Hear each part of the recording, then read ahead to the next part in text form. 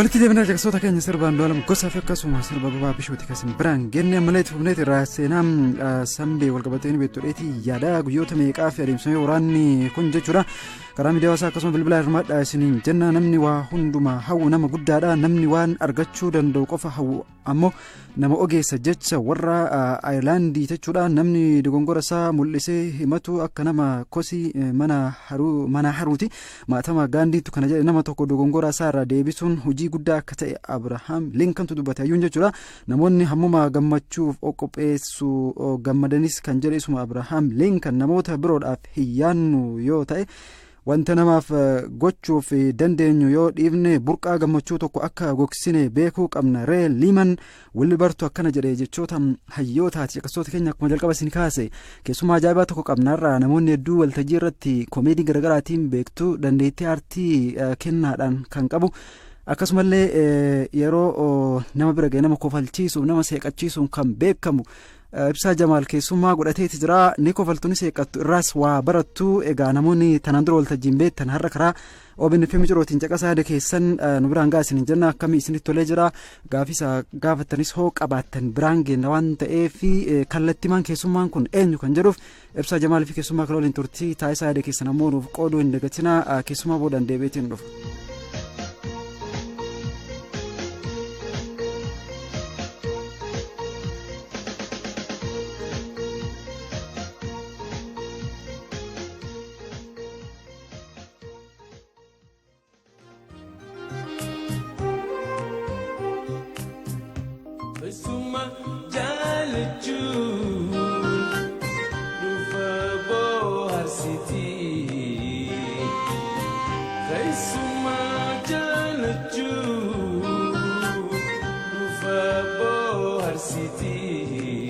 Akkam nagaa keessanii dhaggeeffattoota keenya nageenyi keenya bakkuma jirtan hundatti isin dhaqqabu isiniin jecha sagantaa OBN Microoti kan dhaggeeffachaa jirtanii as istiidiyoo OBN Microoti keessummaa tokko afeerranneeti waliin turuudhaaf kan qabanne qophicha qopheessee kan isiniif dhiyeessummaan ibsaa Jamaalii keessummaan keenyas waamicha keenya kabajanii istiidiyoo keenyatti argamu keessaniif galatooma isiniin jenna maqaa keessanii badhaatii dhaggeeffattoota keenyaan wal bara. Tolee maqaan kiyyaa Shambakii Amannaa Sirnaan jedhanii iddoon dhalootaa immoo godinuma Hararge Lixaa kan aanaa Haboo Ardaa Garbi Takkaattiin dhaladhee achumattiin guddadhee ogummaan koo qindeessaa waltajjiiti walaliisaadha qoosaalee garaagaraatiin yeroo baay'ee as keessattuu ijoollee Harargee biratti uummata Harargee biratti qoosaan hin beekamaa waan dhiyoo daawwatu keessatti immoo miseensummaan kan dabalame gaafa bara 1998 caamsaa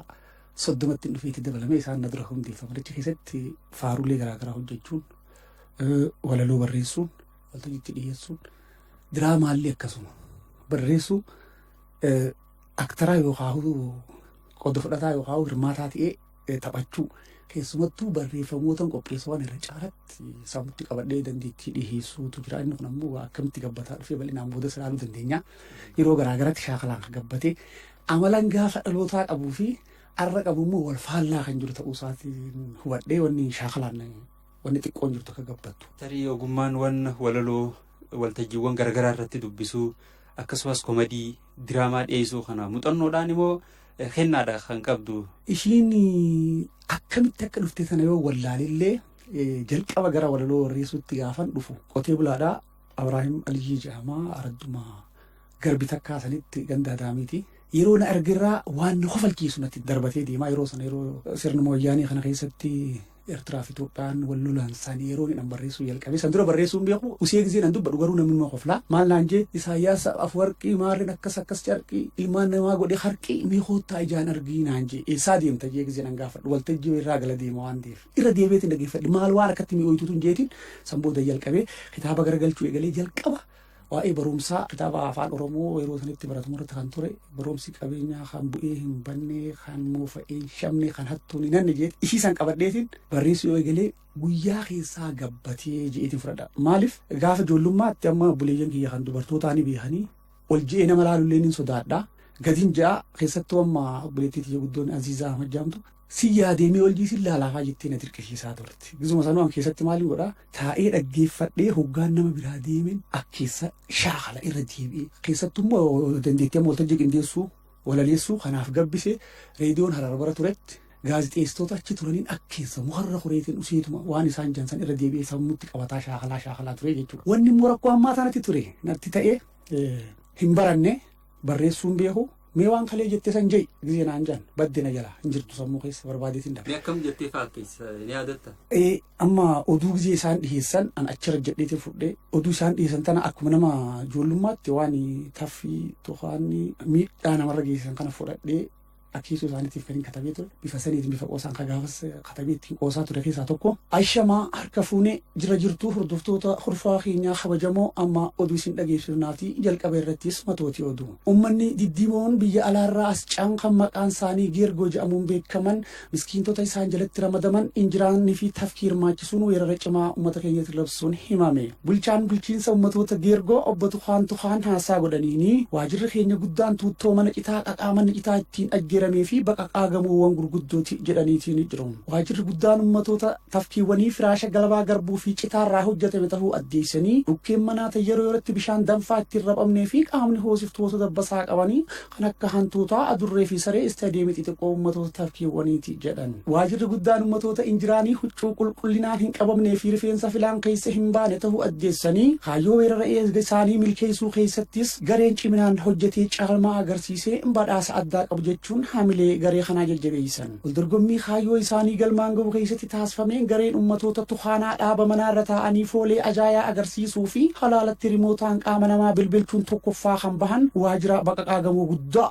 badhaafamaniiti jiru. Dandeettii utaalcha humaandummaa kan miliqanii nama harkaa bahuutiin lammaffaa kan bahan tuutiin ummatoota tafkiiwwanii firaasha galabaa garbuuf citaarraa hojjetame badhaafaman. Ummatoonni injiraanii sababa hiyyummaa isaaniitiin kan ka'e dorgommiin ala taasifamanii iddoo isaanii buudhaan kan dorgoman tuutiin ummatoota balbalaa yookaan bararoo jedhamuun beekamanii wanta namni sirriitti cuqqaalee kaa'e kan akka qadaada aannanii hulluuqanii seenuudhaan sadaffaa kan bahan badhaasa jecha yookaan ishee jedhamu argachuun isaanii himameetiin jira. Weerarri Tuhaanaa injiraanii fi tafkiin irratti labsame guutummaa guututti kan fashalaa'ee tahuu oduun amma nu dhaqqabe ni addeessa. Ummatoonni Tuhaanaa akkuma hidhannoo isaanii qabachuun gara adda waraanaa fuulleeffatanii farra ilbiisotaa itti biifamee fi baqaqaa gamoowwanii jalaa laqaallaqamee miidhaan sasalphaaf balaan lubbuudhaan dhabamuu kan irratti qaqqabe tahuu oduu gabaasaa isaanii obbo Balballaatu addeesse. Dhukkee manaa bishaan danfaatti rabanii qulqulleessuun miidhaan murruqii kan irratti dhaqqabe tuuta ummatoota tafkiiwwanii ta'u itti gaafatamaa waajjira geejibaaf quunnamtii ummatoota tafkiiwwanii obbo Hantuutaatu gabaase. Sababa huccuu jijjiirratanii uffachuu fi hawaan jijjiirratu hin qabnes tanuma qaban yeroo yerootti miiccanii uffachuudhaan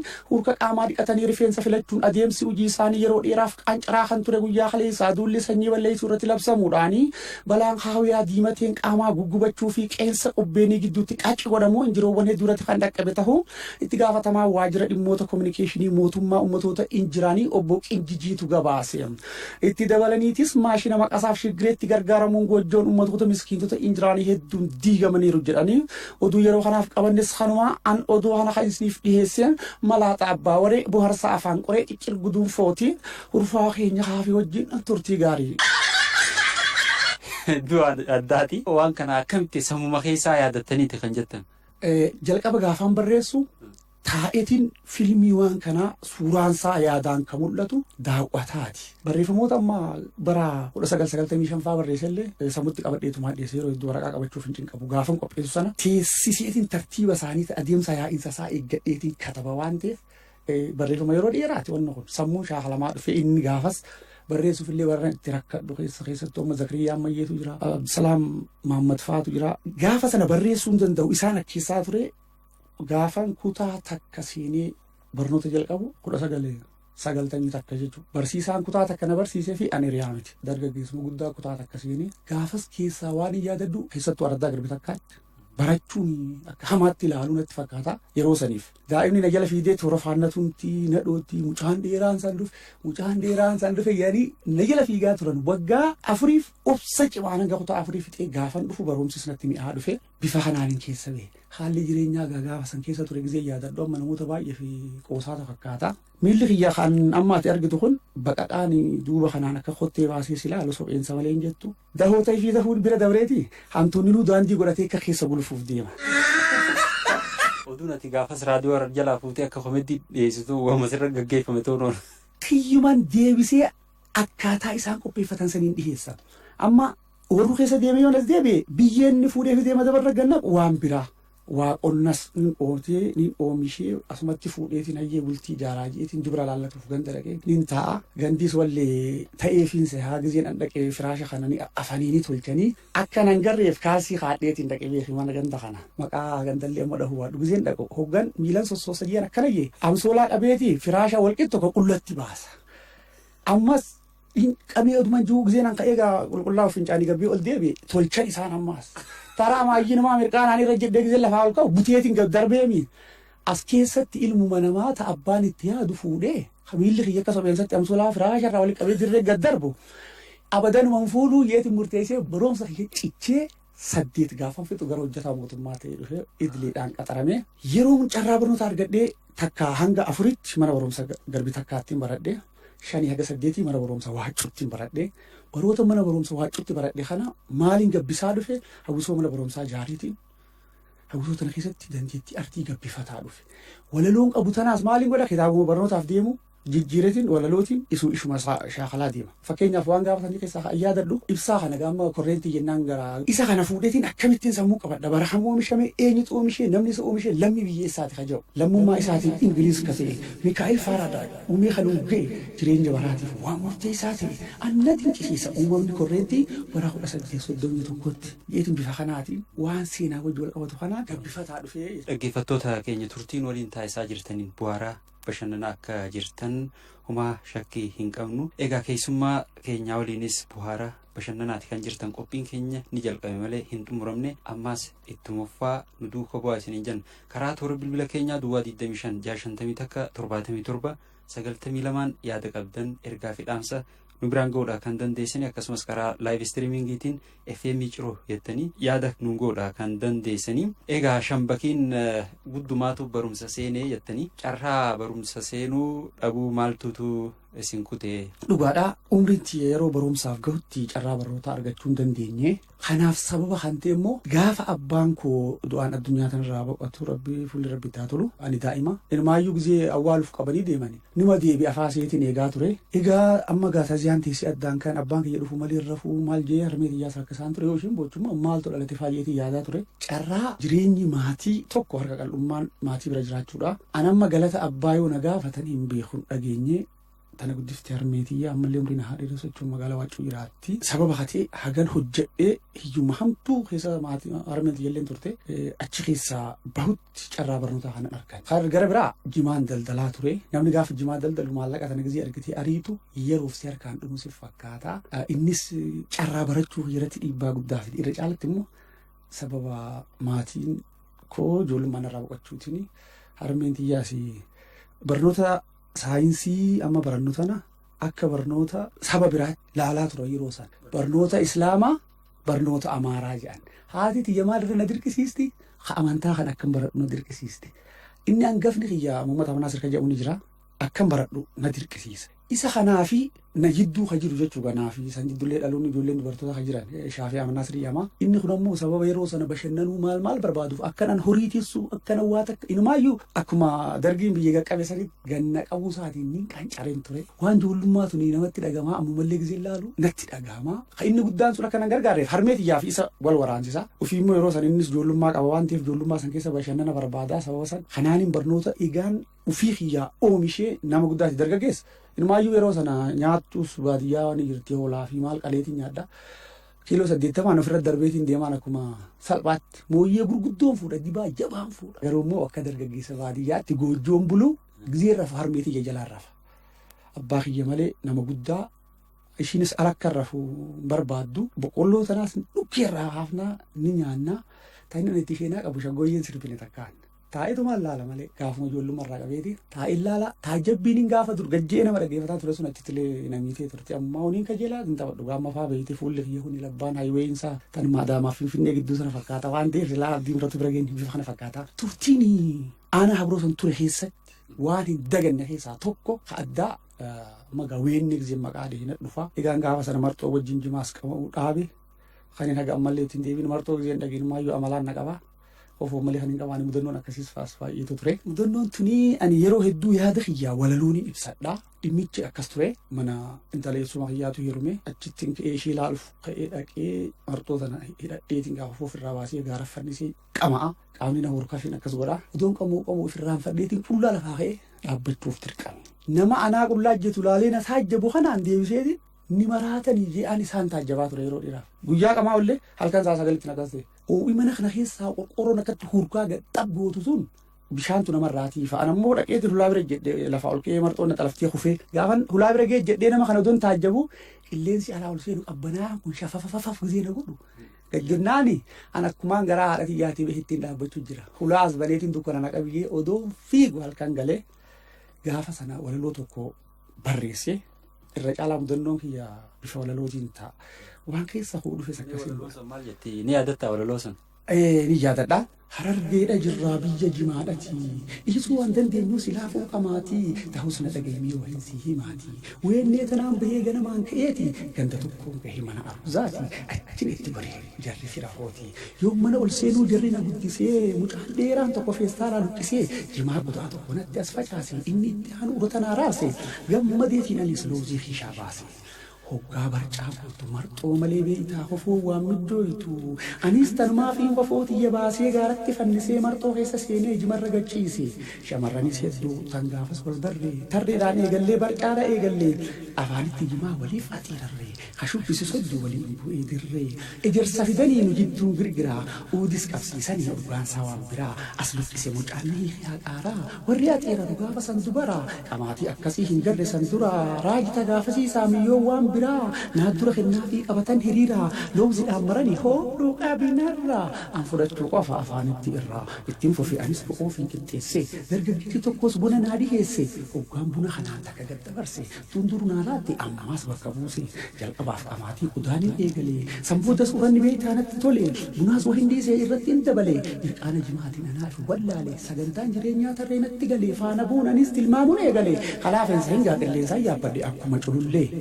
Barumsa saata ubu ammaan xumuraa nan qajeelcha gaafas kan fedhe doktoraa daldala bal'iseetiin maallaqa hammaara finfinneetti galeetiin mana fooqii ijaara itti dabaleetis nan bita xayyaara tana malaan gaarii miidhagduu dubaraa filadheetiin ishiin sutatti wal baraa sobii hayyamsiisee bultii wajjin jaara sammuu dangattaa'ee ilmaan irraa horaa naaf mul'atte gaafas addunyaan guututti hiriyaa baaraa kobaamaati yeroo sanitti karoorri gaafas isa akkanaati qindeessan sagantaa beeki gaanaa miti abjuudhaa fi hawwii mirqaana jimaati. Yoon akkana juus boohin haarinnatti meesiifin odeessa galata isaatii gurraan aljeenatti mirqaanni gaafasii ufna wallaalchisee dura yoon ol ka'uu girgiraadhaan jisse dhamallee middaa madaba wal geesse firaashaaf boraatii gingilchaa fakkeesse fooxaa nagan qabuu kan walitti ba'ise boksii waanan seenne namoonni obse galata gaafasii hin fixu odeessee jiddumaan gabba'uuf fincaalla jarjarsee marxoo keessa turees na irraanfachiisee yoom si yaadadhee keessaa na luqqisee akka dhaladhetti qullaa ganna baase marxoo ol deebisuu hoggan lafaa ka'ee harka faffacaasu sadii wadaa jaasan qilleensi na farsu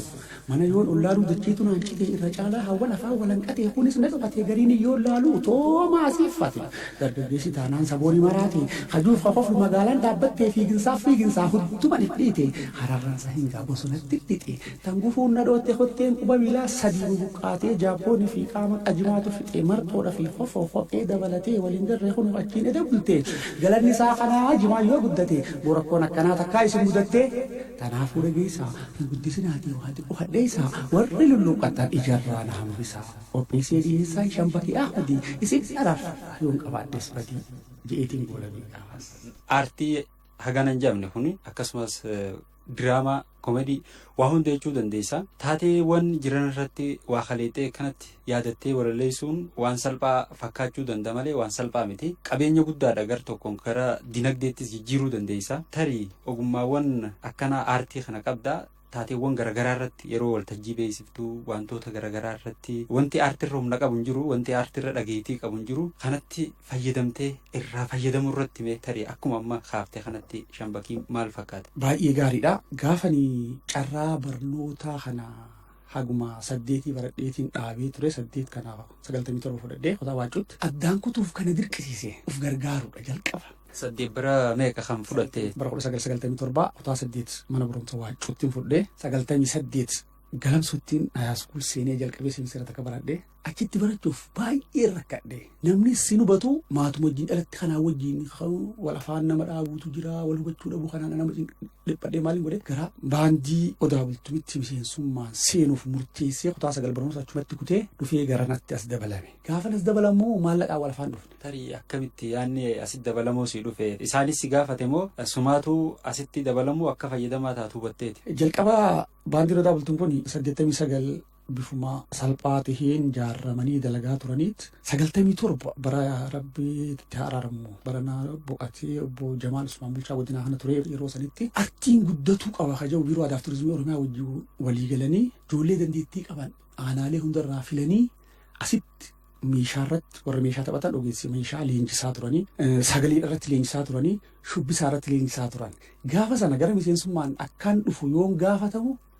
gorsa taarikoo olaanaa san dura gorsa tokko yaada gaazexeessaa reediyoo Faanaa ture Faana afaan Oromoo irratti Ibraahim Aliifaa wajjin hojjetanii sagantaa galamsootti qophaa'e tokko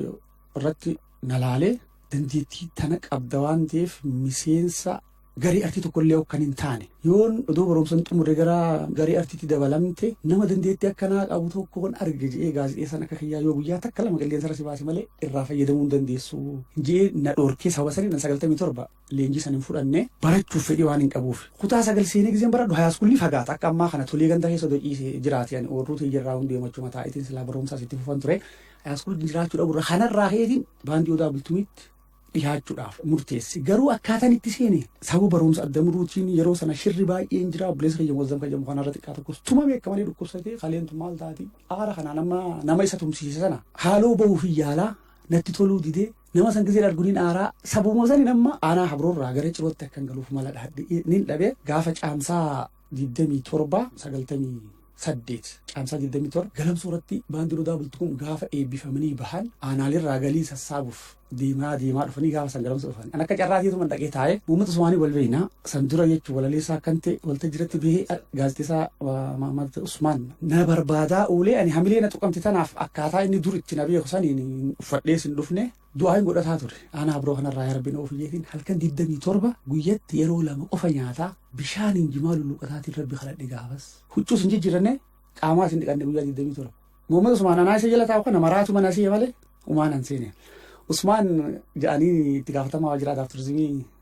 yeroo sanitti nama tokkoon arge gaafas ijoollee habroorraa dhufan nama kan argee miseensummaan biratti oduun dabalame akkam jennaan gaarii mee itti gaafatamaan keessan kam isa kana odoon garee sana dabalame Usmaan barsilaa dandeettii akkasiitiin qabaayinaan akkanumaan lafa nalaaleeti jimaanii nan qabadhee deemu haganagaa adurra haayitiin qaba walli isaa jabanaa waslaa tokko fiixu jeela bifumaan nama daaleeti amma akkamitti goonaa miti wanduraa usmaraa ta'a naan jee laaleetiin aareetuma jalaa callisee amma Muhammad Usmaan tasa uduma kana jee laalu uduma akkas jee laalu uf jalan arge boo maal asii gootu achin si barbaadaa ture jee ittiin ol ka'e jimaa keettis fudhadhu naan jee ni fudhadhe ol ka'e dhaabbadhu din dhaabbadhe dargaggeessi isin biyya nuu guddisaa lakkaawwattan habroo kanaa jee nakkoo falchiisi nama baay'ee mee haa waan jettee jee fuudheetiin mahabbaa maayikii ta nama jirtu sana gaafirraa baasi Usmaan gaafa nan lafaa waan akkasii dalagu maal daleedame yeroo san waraloo reefuuta jimaa tanaan dhiheesse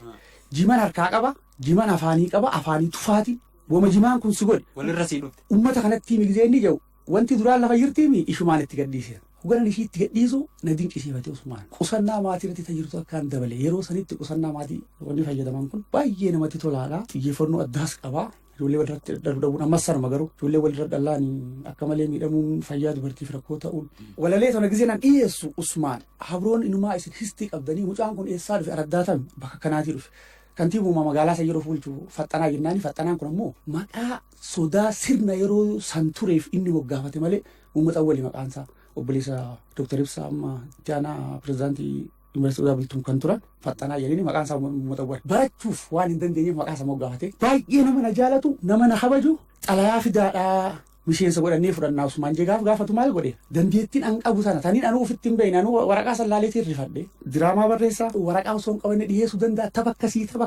akkasii naamusaan kana jiru galata isaa kaniin galchee fixuu hin dandeenye jechuudha faxxanaa kana waraqaa sana naa barreessee odoo maatiin xiyyanan dhagahin an jijjiirraan ka'ee yoom 27 dhalaa sana akkasiin galamsoon naa barreeffame gaafa guyyaa 30 miseensummaan magaalaa qonnaa irra wajjin oole. Kanaaf ulfaadhuu nama juun keessaa tokko faxxanaa ture jechuu maatii gottaanii. Ji'a takkaafas ture yoon as dhufuuf deemu qarshii 25 fudheetiin ba'e. Suuqii yeroo san jirtu guddaadha duubaan bukaata qabdu keessaa. Galamsa deemeen baradhaati. Oromaalli ga'e kutaa 9 karatti hin dhabeemi. Mee qarshii 50 naahanni jeen qarshii torbeef qarshii 40 fudheetiin deema galamsa taa'ee dhufa uggas. Qarshii 50 naahanni obboleessa hiyya xiqqaan mu'azzam jedhamu kuni. Shaafeeriin 25 irraa deebisee fi 25 fudhee biraa deeme. Bara sanitti maallaqa guddaa raasaa amanii maallaqa sananii jaalataa namni sun sammuusaa akkuma taate obboleessuma kana isaaf ji'an jijjiirraa sana argadhee gisee dhufee dalaga seenee ji'a takka taa'e isaaf qarshii 200 qabadhe. Bakka tan dhaqee odoo nan beekin ummaatiyyaaf akka gaafa abbaan kiyyaa ishee fuudhutti nafaqee sana nafaqee mindaa jalqaba fudhadhe sana booda gara hojiitiyyaa makamee dhufe jechuudha. Turtiin waliin taasisaa jirtan ammaas akkuma itti dhufeetti kan jiru tarii egaa Shambakiin matummaan isaatu aartiidha. Walaloo fi akkasumas komediiwwan garaagaraatiin bohaarsaati kan jiru. Sirba tokkoon bohaarreeti kan deebinee dhufnu. Sirbattiin bohaarru immoo isumarraa kan fudhannu. Mee sirba kami kan dhaggeeffattoota keenyaaf eerru kan jaalattu sirba tokko dhaggeeffattoota keenyaan shaagoneeti as deebinu. Sirboota kana gaa Abdusalaam Haajiin dhagahin malee kan inni muuxannoo addaas fi mudannoo gaarii wajjin qabu sirba Abdusalaam Haajii keessaa odaa jaalalaa yaa firii magaala shaggee jarjari jaalalaa sirraanaa tabii fotolaa wajjin bari. Odoon isa argadhee baay'ee gaariidha. Jaalalaa yaa firii magaala shaggee jarjari jaalalaa sirraanaa tabii fotolaa wajjin bari. Guyyaan bultii ijaaru adawwiin baay'ate dubartoonni odoo nuti jirruutu ishiin Shambakiin heerumtuu jedha. Dargaggeessi odoon an jiruu Shambakiin haadha manaati jeta ammaa sana hin foosuu je'eeti guyyuma cidhaa kan nuti gammachuu jirru lafaan akka'e. Taa'ee odoon laaluun aaree walisaa geessetiin meeshaa muuziqaa qindoottee taphataa turanii lafaa utaaleetiin sirba Abdusalaam haadha ijeen akki borristiin takkaan sirbinee beeksisan dura maal jettee sirbuu deemtaa jee. Budaa jaalalaa yaa sharrii hinaaftu lukkee uf barii nulameentu wal jaallate halaalatti nurraa gorii. Nulameentu wal jaallate hegereefis wal abdate daangaa amantii eeggate bultii ijaaruuf karoorfate hinaaftuu garaan guubate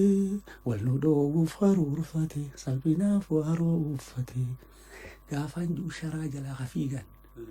Dukkaana keessaa ka'uudhaan hagan qabanii kanaaf sirba kana filadhee. Dhaggeeffattoota keenya iyyee sirbaan bohaarreeti as deebina. Turtiin keessan ammaas nu faana ta'u.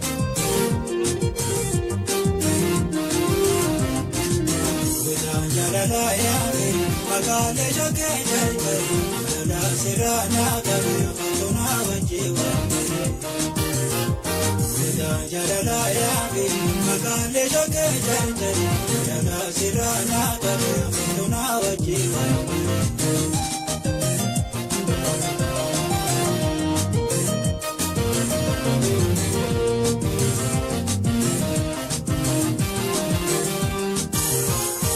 Goyteeroo turanii barbaada direerraa qe'ee tajaajila keessaan ba'ee tulluubii jalaan googee. Sajjirje haraanin baradaaje umarraa sajjirje haraanin baradaaje jaalalaa naajira kamba bonne afuura albitoo jarjanaa.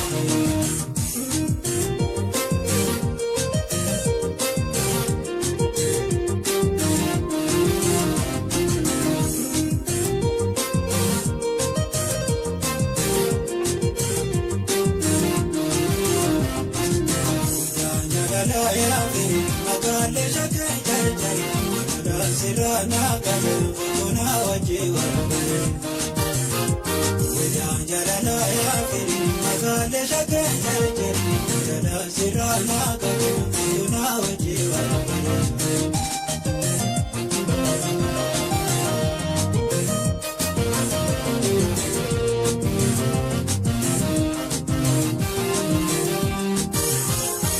Nada paso kunge narango bujbujnaje Irada paso kunge narango bujbujnaje Shurukaya senadawe narbarakate kunge Shurukaya senadawe narbarakate kunge Vayo yatarabeya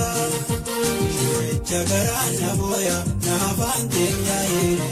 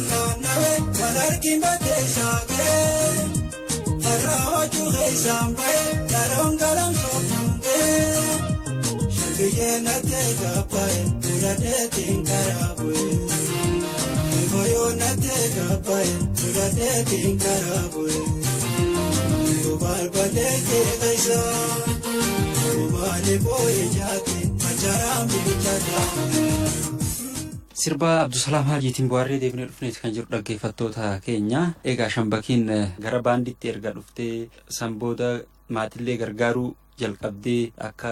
turteedha. Kanaan boodatti yoo gara baandii dabaltumatti eegan dhufe achi keessatti walaleessuun waltajjii qindeessuu diraamaa barreessuu ka miseensonni biraa barreessanillee qaamaan keessatti hirmaadhee dhiheessuu irratti waan gaarii hojjetaa jirra. Bu'aa guddaan artirraa barbaadamu suni hin jiru. Sababni nu dhiisiiti warra gurguddaa bara sirna Hamaas keessatti afaan keessa reediyoonii cabsanii qabsaa turan akka Libirraa hangafoota Yoonis Abdullaahi hedduu haafnee olaalle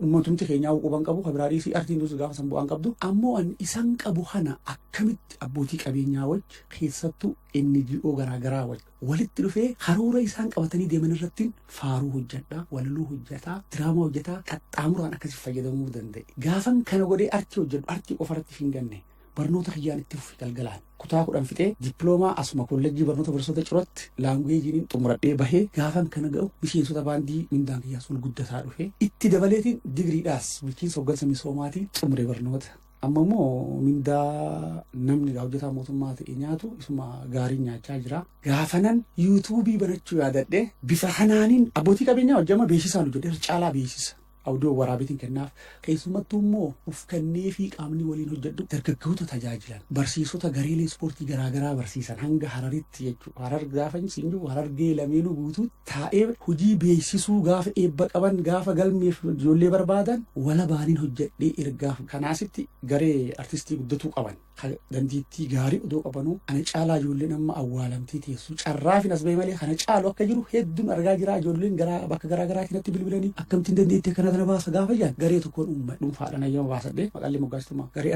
artiif piroomooshinii uftaanaa kaja'u moggaasee bifa saniin ijoollee baasaan jira. Amma fakkeenyaaf ijoolleen aanaa ciroo irratti alleenjise arra shubbisaan baandii odaa butuun keessa jiran miskii Ahmed fudhachuu dandeessa. Nasraa Aliyyi amma ishiin shubbistuudhaa fudhachuu dandeessa. Ijoolleen aanaa ciroo irratti leenjisaa ture keessaa. Amma immoo ijoollee kiiboordii leenjitu hedduu wanta keessatti kaleenji'an jiru. Dhiheenyatti gaafachii as banis olmaanuu arguuf teenya. Baandii kana keessatti rakkoon jiru warri mootummaa kunis hedduu sin hubatu. Uummanni illee sin hubatu. Haga ammaatti immoo sadarkaa barumsa keenyaatiin jechuudha. Ramadamanii mindaa qaban. Xixiqqaa garuu mindaa warra sadarkaa wardiyaa irratti, sadarkaa sakatta'aa irratti, sadarkaa ergamtootaa irratti ramadamanii jiranii. Dandeettiin ijoollee kana bira jirtu gisee ilaale. Dorgommiif amma barana yoo deemnu lammaffaa waan caafadannee dhufne. Maaliin dorgomne waan nama qaanessu. Misiinqoo kiiboordii takkaa fi bees gitaarii takkitti qaba. Sadaffaadha yoo meeshaa muuziqaa sadiin qabdu taate ulaagaa dorgommichaa waan guunneef ni ari'amta. Ayirfoonii waan gurra suuqqannoo tana fiixa irraa murreetii waliin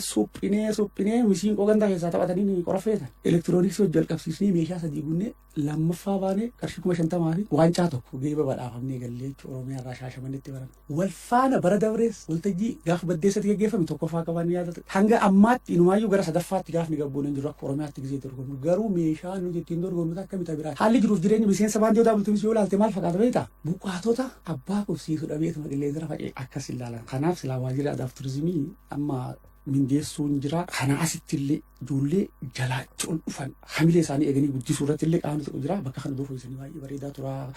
Isa ja'uun qaba. Koomediin ammaati asitti leestuu kun warreen akka keetii kun sadarkaa gurguddaa irratti aaksiyoon akkaataan itti dhaabbatanii biizinasii gama diinagdeetiinis if danda'anii akkasumas wantoota garaagaraa irratti sadarkaa biyyaalessaa faatti kan socho'anii artistoonni gurguddaalleen akkaataan itti harka qullaafan jira. Maaliif walitti qabame humna godhachuu dadhabe Oromoo kun amma tibba dabrellee waa'ee artistootaa kanaan wal qabatee lama waliitti waa yaadee wayii jiran akka baandiitti gurmaa'ee aadaa turizimii qofaa qaama hunda laallata nama dhuunfaa hawaasa waliigalaa qaamni qindeessee aartii kana gabbisuudhaan akka if danda'an godhu wanti akkasitti yaadamu isinillee humna qabdan asirratti waan kanarratti hojjechuudhaaf maaliif dadhabame? Waan kun ani gisee laalu ufumaaf matiin argirraa ka'ee wal quban qaba kophaa ceena karaa ijaarameen wal mariin wanni gaariin odoo ijaaramne gurmaa'uu dhabu wata akka wanni biraan jiru odoo ijaaramne odoo gurmoonne wannumti irraa fayyadamamneef hin jiru uf dagan numaa if darbe anumarraa jalqabe kanarraa ka'eeti nammaan ijoollee muraasa ijoollee nama 10 hin geenye wajjin waan san eegale arraa bakka garaagaraatii fi dabalaa gaafa deemu namatti tolaa hin baratamne wanni kun durii ha'ee bifa bittinnaadhaan namni dhuunfaa isaatiin hojjetaa ture malee amma yoo afran qalloo fudhannee sanuma ture baandiin guddittiin akka harargeetti jirtu sirna san keessa waan jette warra gurguddaan dura jiru kan laalleeti isaanumaafuu deebinee gaddina waan ta'eef namni warra aarsaati kafalee kana arge haala isaan amma keessa jiran arge hamileen horatu waan kan akkamitti ta'e nakaju karaan ittiin milkoonu karaa ijaaramuu qofa wal gurmeessuudha gaafa sana nuti ummatatti baafnee kana nu barbaachise inni odoo dhiyeessine salphatti nu furamaa nutuuf dagatee numaatiif gatee qajuun qabana asirratti. Kana boodoo waan hojjettan karoora qindeeffattanii akkaataa itti gamamuudhaan jijjiiramuudhaan nama jijjiiruudhaan deemtan irratti qaama waliin taatan wajjin hojjechuudhaan dabalatee jechuudha. Kun baay'ee gaariidha. As booda amma dammaquu qabna wanni jalqabnes jira. Ijoollee dandeettii qaban walitti fiduu gurmeessuu ofiifis walitti dabalamnee gama keessattuu diinagdee irratti hawaasummaa irratti artii matuun ishiitu warra boohartiidha kanaaf gurmoonnee waan artistoonni keenya dur jalqaban san ifittiin qaanfadha amma walaloota akka silaa jeetiin inni keessa irratti walaloowwaa ibsu kuni maaf ishee maaf nuti gootota akkasiisan irraa dhalanii maaf duubatti deebine kaja'u walaloon ka qopheeffadhe ture odoon dhiyeesse gaarii ammoo dhimmichi kaniin garee artistoota waliin ijaaramnee akka nu dhagameef dammaysuuf qopheeffadhe waan ta'eef isaaf odoon kallattiin baasuuf baadhee gara siin wallayee kajuufiin bira dabre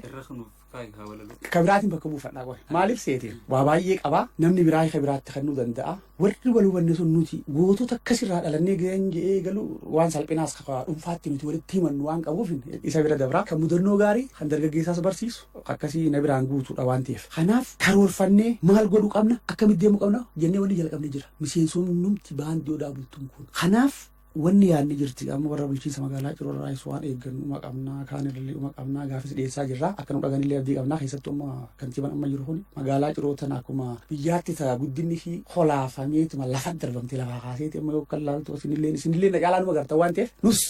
yoo rabbi jee ganda tokko gatteenyee waan ayaa hojjenna kajuu wanni jalqabne jira jechuu karoorfanii maqatti immoo komadii qabdaa aartii qabdaa diraamaa barreessitaa teeknooloojiin ammoo amma dhufeeti jira tarii akka barbaachisuun akkaataan itti beekamtee argachuudhaan galii argachuudhaan yuutuubii akkammaa reefu waan jalqabdee kana gama kanaanoo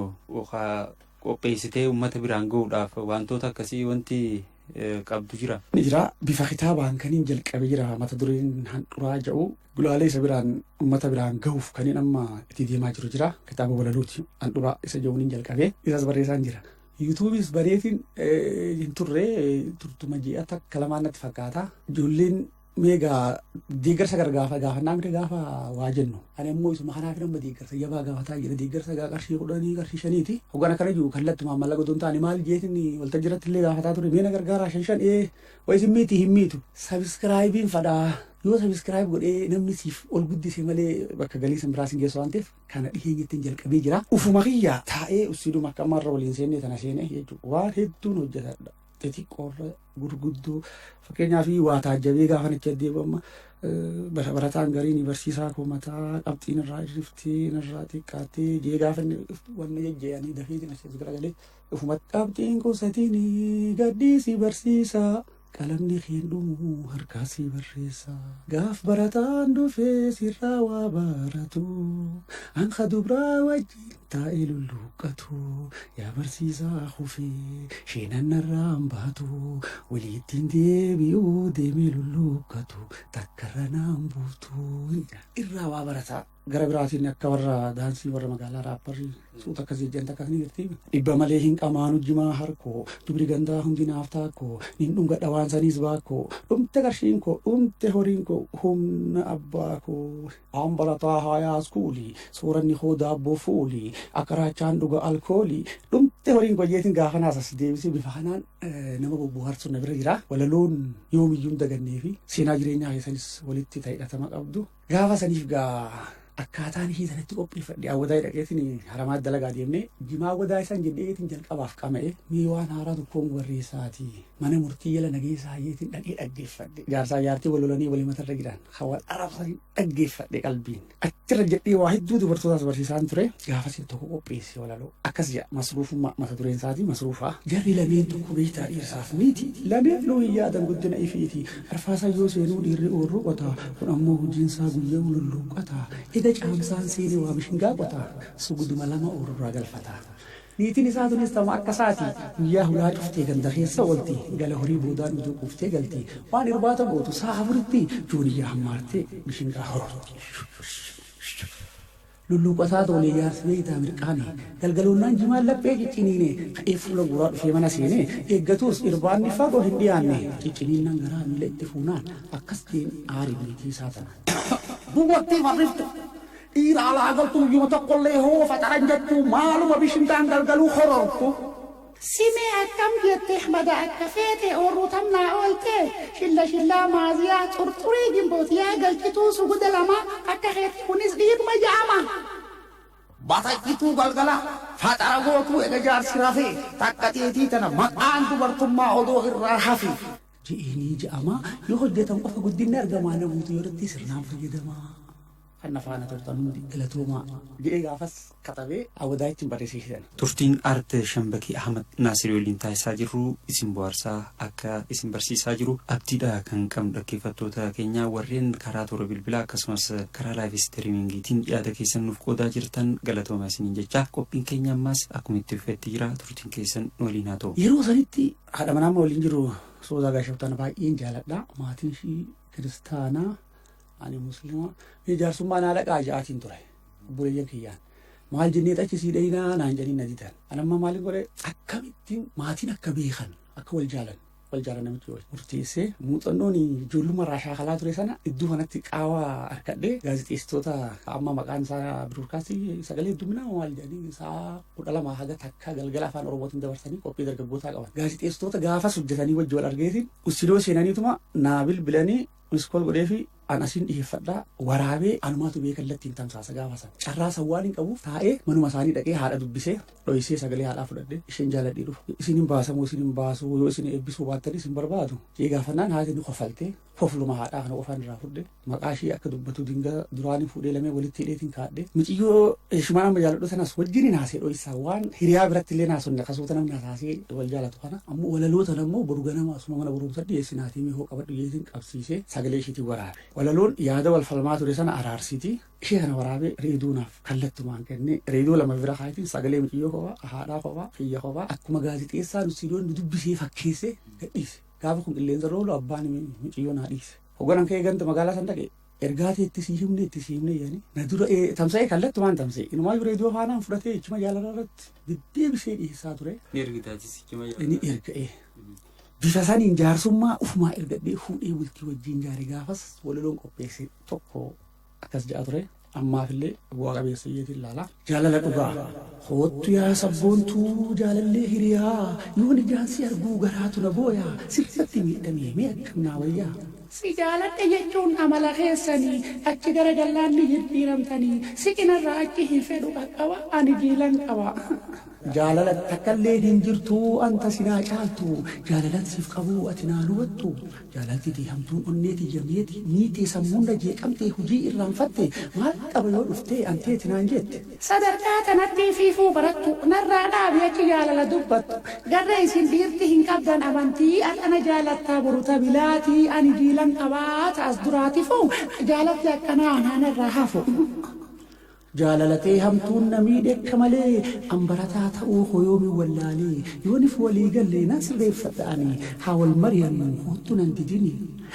Olamaa miti maloonni sobiinsaa tura haa wal barruu dhiyeessi jarjarsaa fedhiisaa guuttamaan hin qabtu liphiisaa tanaaf hin barbaadu anif hin daangeessa.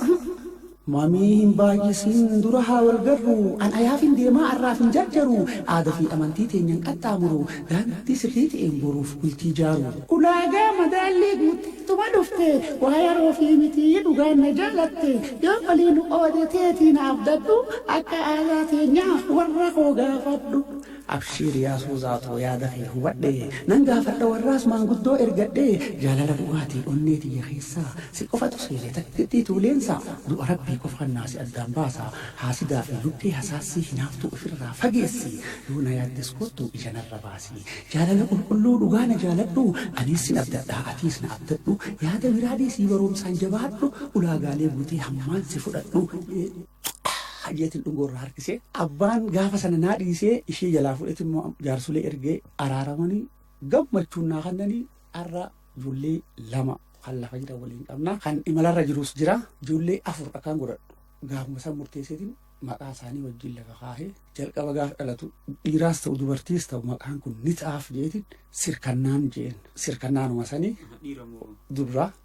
Otaajaa barataa jirti. Kan itti aanu beekan jeetiin moggaafadhee waggaa 4 innis keessirii amma fixutti jira. Kan ammoo amma gaa imalarra jiru jireenya yookaan seenaati. Maaliif akkana godhee kaahee sirkannaan beekan seenaa jireenya shambakii jeetiin bu'oota akka lafa kaaha maatii kiyya. Waa qaba innis kitaaba wa'iif keessaa qaba. Gaafaan jalqabaa hanga bakka amma gahe kana gahutti irra caalaa hangaddaaniin dabarsee ifii guwadheen nama gammachiisaa ifii miidhamee bifa kanaaniin as gahe waan ta'eef mata duree tokko kitaabaayuu rabbisi uummata bira gahuyyatiin akkanan lafa. Jireenya kiyya jalqabaa gammaatti reefullee kaaseen ture keessatti qaamiin an galateeffadhu ilma namaa jiru kana keessaa namni lamumaami dhiiraaf dubartii bara anka dhiira caalaa dubartiin galateeffadha. Amma gizeen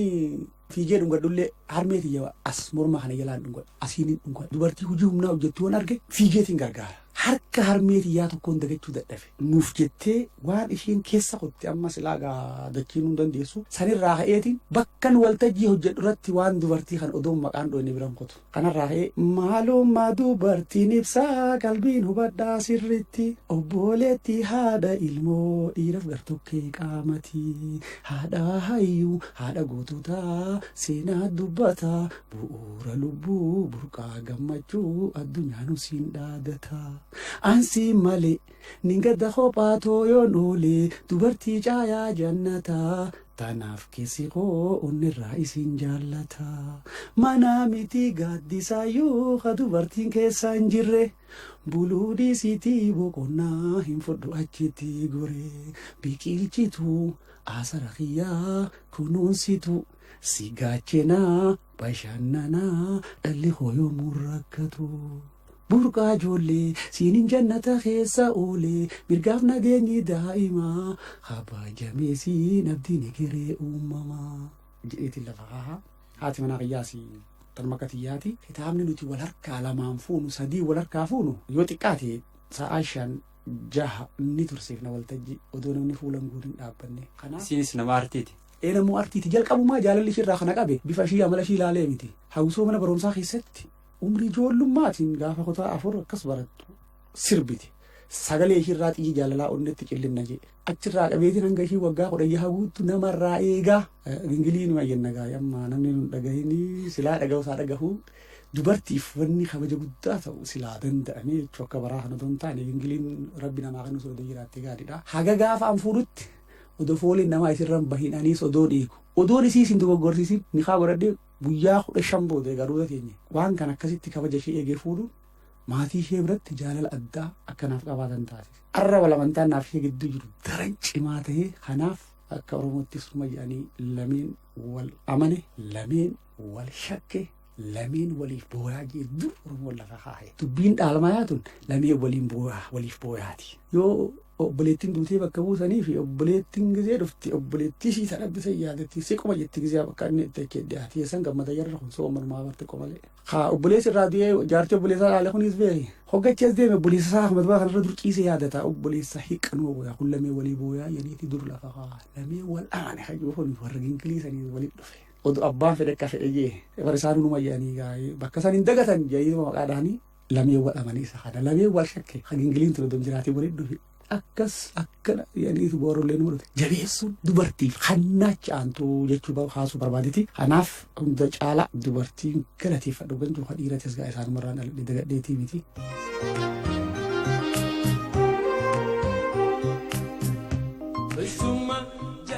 Ayyee caqasoota keenya deemneetti Rabsaa Jamaal keessummaan biraan ga'eef guddoota galateeffannaa hedduun keessan egaa keessummaan akkasinitti tolle ittiin seeqachaa ittiin kolfaa ittiin bohaaraa ittiin bashannanaa akka tursan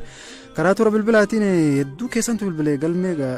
gannatu na gargaaree gara istuudiyootiin oseene hedduu keessantu bilbilaati ture jechuudha. Guddoo isin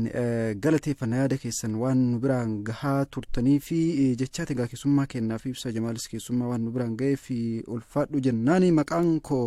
barataa naga'oo Mahammad shanan dhuggoo kofakaas irraa qophiin keessummaa baay'ee natti tolee jira keessummaa keenya shambakee hedduu jaaladhaa umrii raagisaa sifaweera jechuudhaan yaada kan kenne maqaan koo obsaa sanyii wenne guddoo irraa jabadha goota keenya leenca habroo jedheeti shambakii jajee jira maqaan koo Jaafar Mahammad jedhama gammachiis waleensoo rabaafannoo ganda bishaan adii irraatti tamsaasa keessan kan sanbata waaree boodaalatti tolaa haaluma kanaan itti fuufa jechuudhaan nu waalcha seeggachuutti jira jedheeti kan nu barreesse maqaan koo Jaafar Mahammad jechuudhaan innis yaada isaa kan nu barreesse jechuudha tamsaasa keenya waaree boodaa hordofaa akka jiruudha akkasumallee maadii jaamala ana xulloorraa walta'ii irraa jechuudha baay'ee dansaadha jabaadha jedheeti kan jiru akkasumallee ganna hajjii arsii gololchaa irraa waaree boodan waliin akka jiruudha kan inni kaasee haaluma kanaan itti fuufa kan inni jedhe jechuudha obsa isaanii deebiteetii kan barreessite hedduu keessanii boodas maqaa keessan kan kaasu karaa bilbilaatiin Abiraahim Aliyyi gammachiisirraa akkasuma Naawwi Rashaad Abroorraa Jiloo Nuu Aliyyi Odaa Bultumirraa akkasumallee Abaadii Muusaa Xuulloorraa bilbiluu warroota yaada nu kennitanii Baantee Geetahun Odaa Bultumirraa akkasumallee Leencoo Mahammad Bookeerraa Ahmad Mahammad Gola Odaarraa Harargee Bahaa jechuudha. Ahmaddiin Abdurrahman Gololcharraa Haroo Kiyyaarraa jechuudha qophiin nu biraan gaartana gaariidha jechuudhaan yaada nu kennitanii jirtu Abdii Mahammad Ana Ciroorraa akkasumallee Abdii Ziyaadi innis aanama Ciroo irraa qophiin keessummaa fi sirboonni nu affeerartan nutti tolee jira jechuudhaan Ariif Ahmad Odaa Bultumirraa keessummaan baay'ee nutti tola jechuudhaan warroota yaada nuuf kennaati turtanii ammas itti fufnaa gaafii hirmaachisaa isin gaafadhees hin dagatinaa isin jenna saambeedhaan wal qabatee waraanni yeroo san gaggeeffame guyyoota meeqaaf ture kan jedhu hedduun keessa yaalaati kan jirtan jechuudha. Sirba tokko booda isin bira kan ga'u qophii dinqisiisoodhaan Nuraddiin Fuwaadii toora intarneetii